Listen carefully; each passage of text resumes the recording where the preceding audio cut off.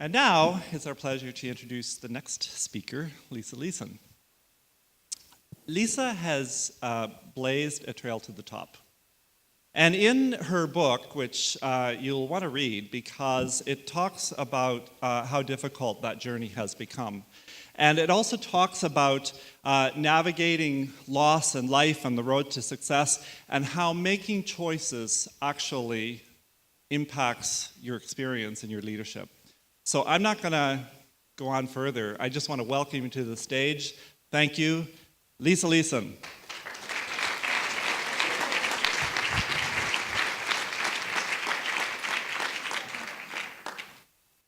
Well, good morning, everyone. It's a pleasure to be here. I'm also on the board of Sick Kids, and I chair the Human Resource and Compensation Committee, which means I get to do Ted's performance review. But Ted asked me if I would come and speak today to share my journey in the hopes that it could help inspire you in some possible way. And I will do anything that Ted asks because I truly think the world of him, and it's a pleasure to work with him every day. So I'm going to take you a little bit of journey here through my story. So they say that what doesn't break you makes you stronger.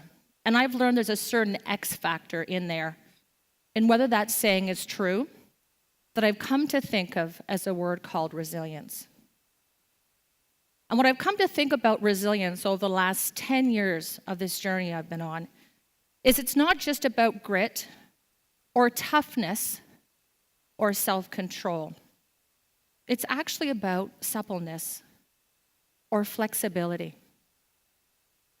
Can you bend in the wind like a Georgian bay pine tree in order to survive? Can you adjust and reframe? Can you adopt and move forward when life smashes your best laid plans? I want to share with you today my story of resilience and how I've learned, like this Georgia pine, to bend in the wind but still find a way to not only survive but thrive. And I also want to share with you some of the life lessons it's taught me both personally and professionally. So this story begins, if you will, back in August 13, 2003. My husband and I just returned from our family vacation up in Muskoka.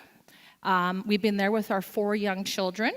Our daughters were 9, 7, 5, and 3 at the time. 9, 7, 5, and our son was 3. And at this point, I was the Vice President of Marketing and Customer Experience at FedEx Canada.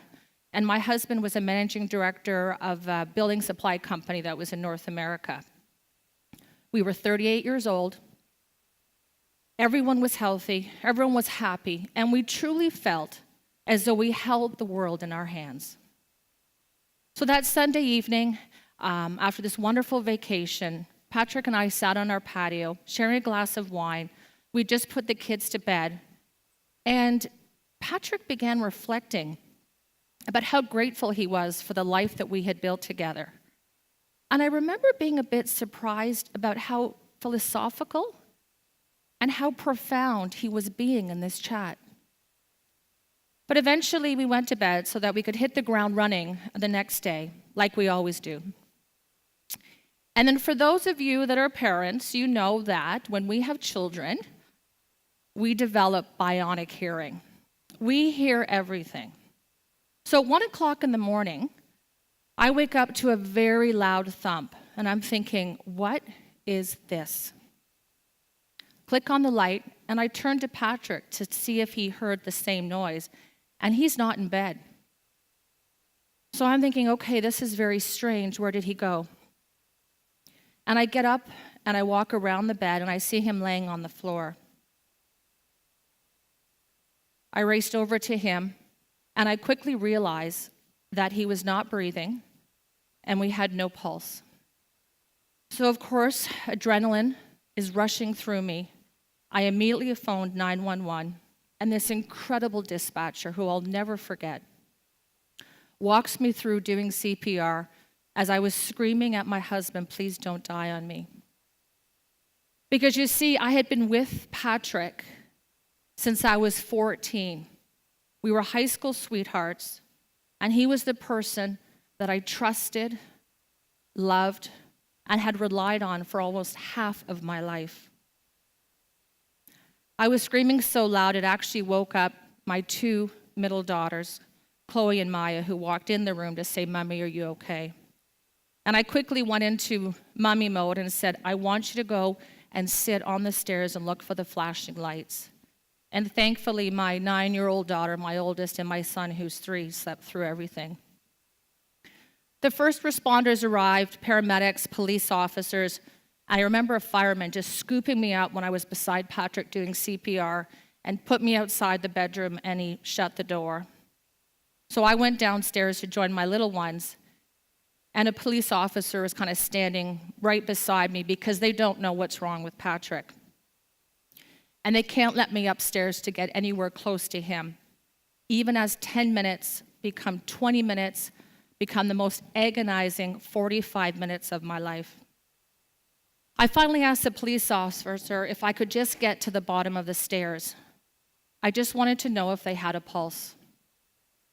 So she let me go to the bottom of the stairs, and just as I get there, another police officer was coming down, and I grabbed a hold of his arm, and I just said, "Do you have a pulse?" And he said, "Yes, we do." And that's all I needed to know, that my Patrick was alive. They took him to our local hospital, and they told me that he had suffered a heart attack, and they put him in a drug-induced coma because when the brain experiences a lack of oxygen, you need to reduce the swelling.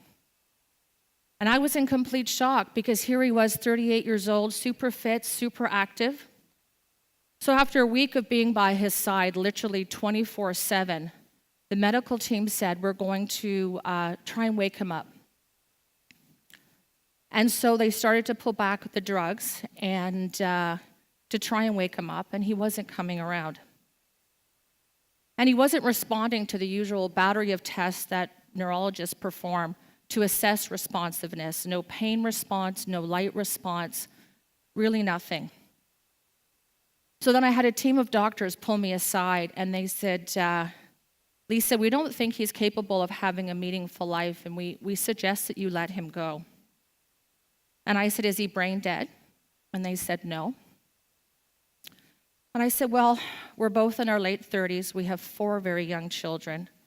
And it is true that he signed a living will stating that he did not want a life prolonged if it was not worth living. But I think when he signed that, he assumed it was a decision that someone would make when he was in his 80s, maybe his 90s, but certainly not in his 30s. So I knew at that moment I had to fight for him because he would do the same thing for me.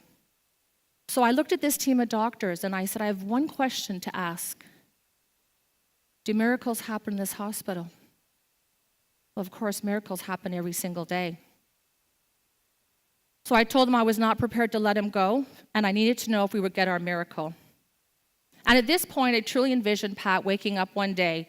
He would come home, and I wouldn't be raising the 4 babies without the love of my life. I really felt I could control this. That is what I thought at the time. I just thought that I could bring him back the way I always controlled everything in my life, through research, planning, preparedness, going the extra mile. And through my research, I quickly discovered there was a cutting-edge rehab center for people with severe brain damage about an hour from my house. And they agreed to take Patrick in for at least 3 months so they could see if they could stimulate his brain through new medication. I kept telling myself over and over again, this will work out. The neurologist in charge of Pat's care, she was extraordinary. She was known at the forefront of brain injury treatment. And what I loved about her is she did not take no for an answer. Instead, she dedicated herself to finding ways around obstacles. She ultimately became my friend and a mentor in this new uncharted territory I was in. As months passed without Patrick responding to brain drugs or even simple measures that assure us of ongoing consciousness in this vegetative state, she taught me very gently to start to manage my expectations. She knew better than I would allow myself to that she had tried everything possible to try and stimulate his brain. And when she knew she exhausted all options, she sat me down and said, Lisa, I want to show you some brain images. The first was an MRI scan of a very healthy brain, which I could see looked even and balanced. Then she pulled up an image of my Patrick's brain, and it was dark and black. And she looked at me to see if I understood. And in that split second, reality came crashing into my life once again. I was being forced into realizing I was not going to get my miracle, despite how truly optimistic I was being. I'm a firm believer in the power of optimism, but what that taught me in that moment is that it has limits. The hard truth is that there is also power in knowing when to stop hanging on to someone or something that you cherish when the fate you imagined has changed.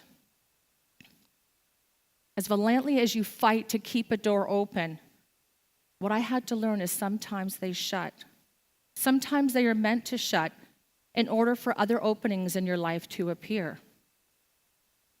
Letting Patrick go allowed the doctors to remove his feeding tube and do what else was necessary to ease him into his death. It was the most painful decision I've ever had to make, not only for myself, of course, but as a mother. 2 years after his heart attack, we truly lost Patrick. He died peacefully in my arms at 40 years young in August 2009. Now, I'm sure I don't need to tell some of you here that the death of a beloved one is like enduring an amputation without the benefit of anesthetic. That's the best way I could describe it. The grief came in waves that simply I had to keep my footing. But in order to get through it, I had to come to understand that letting go of Pat's life didn't mean the end of mine. Death has a way of clarifying life. When your world is all shiny with possibility and then it suddenly takes a hard right turn and you slam into its fragility. The experience focuses you on what truly matters. Too many times I began witnessing people losing their cool, and I still do it today, losing their cool over trivial matters, wasting their energy, it seemed to me, and everyone else's on really small stuff, then the whole scheme of their life means absolutely nothing. I truly learned that if you are healthy and safe, then you are truly blessed, because everything in your life you can fix. And so many people forget this every single day. I began to look more closely at the idea of resilience. What did it mean? What was it made of? And looking back, it was my mother, one of my role models, who was sitting right over there, Susie, who set me on my journey to finding resilience at this frightening time. When I truly did not think I could rise from the bed in the morning, I remember her saying this. She said, Lisa, life is not about what happens to you. Although you feel completely paralyzed in your life right now, and you can feel you can barely breathe, just remember this. You have choices. You have choices how you respond to this. And that was a critical first step for me. I realized that while I couldn't control the hard turn my life had taken, I could focus my attitude and my response to it because I could control that. I could control my inner voice, the story I was telling myself after he died, which at the time was saying, I can't do this. I'm not going to get through this. Will I ever be happy again? But what my mother was saying is that I had the power to change the story of what I was telling myself. I had the power to change how I framed this. There's some fascinating research about a bombing in the American embassy in Kenya on August 7th, 1998, that really underscores what I came to see here. Psychologists interviewed the American diplomats and the Kenyan staff in Nairobi after this event. And while many of the victims, the diplomats, were traumatized, even though no one was killed, the Kenyans experienced themselves to feel grateful and to feel okay. Because what they said is they framed that experience differently and less about being about the attack and more about their good fortune and gratitude for their survival. So we can frame how we look at things when we are hit with life forces, and I realized I could control my life if I reframed. I came to realize that attitude is a crucial variable in your success and happiness. It communicates who you are and signals to others what to expect from you. It's your calling card in life. I came to realize that you can choose your state of mind in much the same way that you choose your outfit every single day, no matter what is happening in your life. So back in that difficult time, I began to tell myself as I pulled myself out of bed, Lisa, everything will be okay. You've got this. I had no idea what okay actually meant anymore, but I could no longer control what it meant either. I just had to believe that it was true, because why wouldn't I? The most important conversations we have in life are what we're telling ourselves. Think about that. Belief is the engine behind every successful endeavor in your life. If you want to succeed, you have to believe that you can. And I was telling myself I was going to succeed. And I learned this very important point: do not lend our doubts any credence, because that is wasted energy. In order to do this reframing that I keep talking about, and I'm not saying it was a walk in the park by any stretch of the imagination, I had to keep focusing myself on living in 24-hour increments. So what does that mean? I had to stop living in the past, because I wasn't going that way. So I found if my mind was going in the past, I would say, what is the life lesson I can take and be present now? Then if I wasn't living in the past, then my mind was worrying about the future. And worrying about the future is a down payment on a problem you may never have.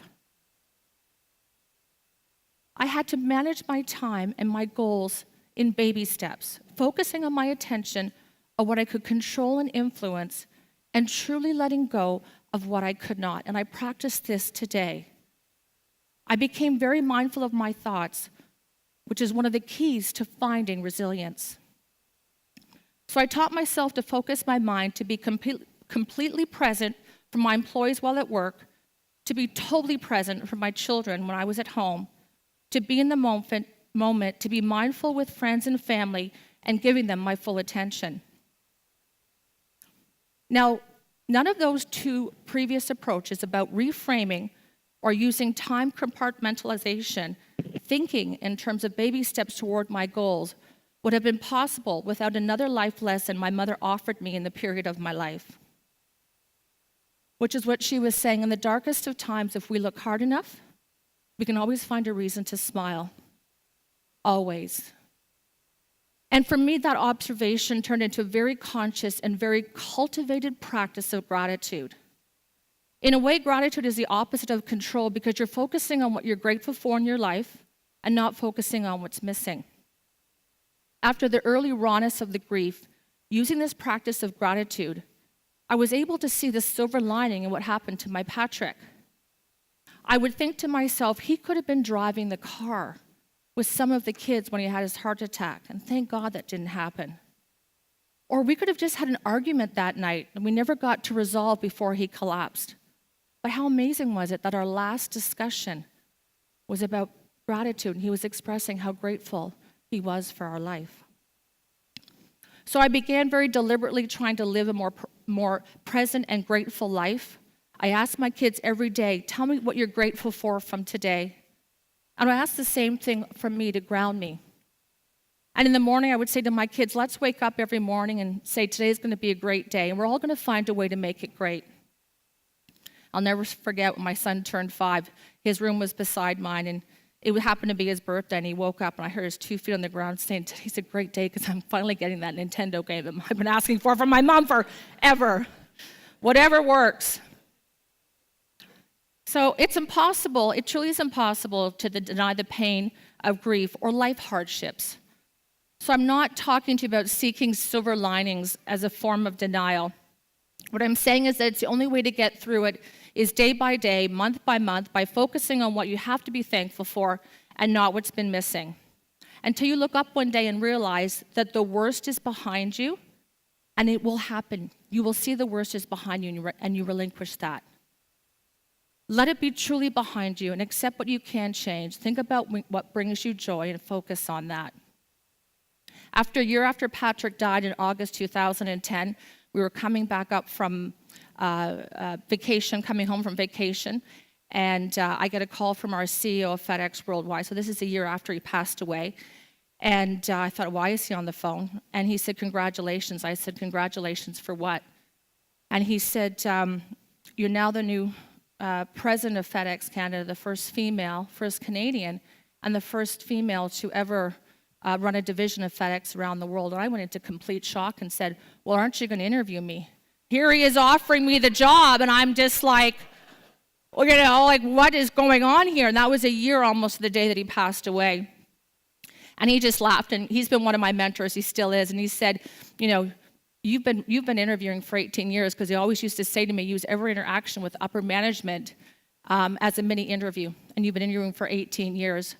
And he said, I've also told you to always let your intentions be known. And you let your intentions be known. And even after you lost your husband, you reconfirmed those intentions, which he said it's the reason why that you've got to where you are today. So discovering that I could cope with unmanageable suffering and bounce back from my loss stronger than ever is the greatest gift adversity has ever taught me. And I'm sure many of you know this, and I really do, but I want to stress, above all, it's the antidote is our attitude and being flexible to life forces, no matter how big or small that come at us. It's how we respond. It's how we respond. I've learned that happiness is truly a state of mind, and one that must be cultivated every single day. So find your blessings, find your footing, find your framing, and through that process, I promise you, no matter what life throws at you, you will find your resilience, and you will ultimately thrive. Thank you.